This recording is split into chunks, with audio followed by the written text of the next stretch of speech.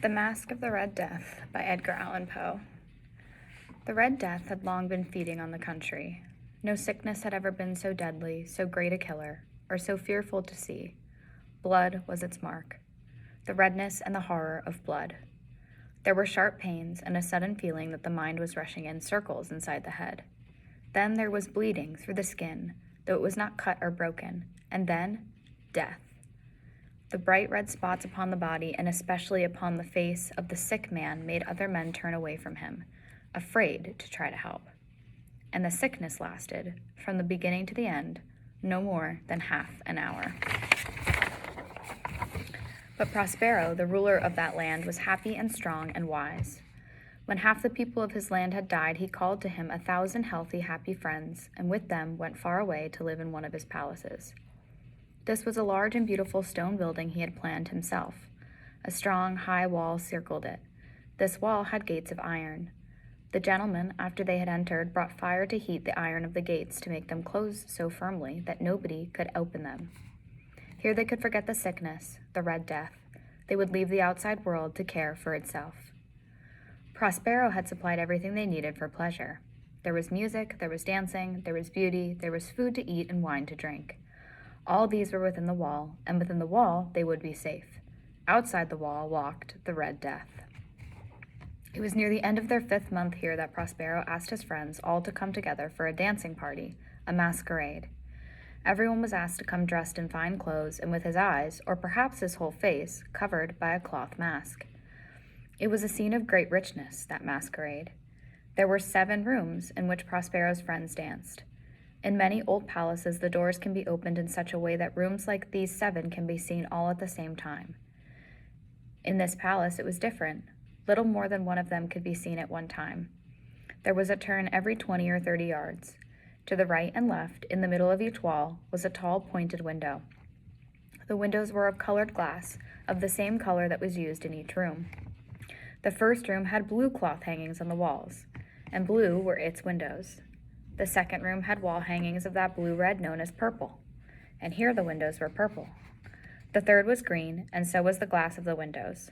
The fourth had hangings and windows of yellow, and 5th of white, the 6th of violet, but the 7th room had hangings on the walls made of a rich, soft cloth which was black, black as night, and the floor, too, was covered with the same heavy black cloth. In this room, the color of the windows was not the same. It was red, a deep blood color. All the rooms were lighted through the outside windows. The resulting light was strange indeed, as it colored the shapes of the dancers. But the light that fell on the black hangings through the blood-colored glass was the most fearful of them all. It produced so wild a look on the faces of those who entered that there were few of the dancers who dared to step within those dark walls. In this room stood a great clock of black wood. Gently it marked the seconds as they passed, and when it was time to mark the hour, the clock spoke with a loud, clear voice, a deep tone as beautiful as music, but so strange that the music and the dancing stopped, and the dancers stood still to listen. And then after another 60 minutes, after another 3,600 seconds of time, of flying time, the clock struck again, and the dancers stopped as before. Nevertheless, it was a happy and beautiful masquerade, and you may be sure that the clothes the dancers chose to wear, their costumes, were strange and wonderful. The dancers looked like the forms we might see in troubled dreams. And these, the dreams, danced softly through the rooms, taking the color of the rooms as they moved. It did not seem that their steps followed the music, but that the music rose from their steps. But into the 7th room the dancers do not go, for the red light coming through the windows and the blackness of the wall hangings make them afraid. And he who enters hears more deeply the striking of the great black clock. But the other rooms are crowded, and in them beats hotly the heart of life, and the dance goes on until at last the clock begins to strike 12. Again the music stopped. Again the dancers stood without moving, while the slow striking sound continued. Before the clock was quiet again, many in the crowd saw that the first room, the blue room, there was a masquerader who had not been seen before. As they talked softly to each other about him, a feeling of surprise spread through all the dancers, then a feeling of fear and of sickening horror.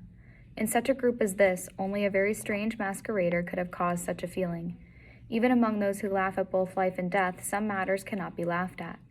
Everyone seemed now deeply to feel that the stranger should not have been allowed to come among them dressed in such clothes. He was tall and very thin, and covered from head to foot like a dead man prepared for the grave. The mask which covered his face, or was it really a mask? The mask which covered his face was so much like the face of a dead man that the nearest eye could not see the difference. And yet all this might have been acceptable, but the masquerader whom nobody knew had made himself look like the Red Death itself. His clothes were spotted with blood, and the mask over his face was covered with terrible red spots. Or perhaps it was indeed his face.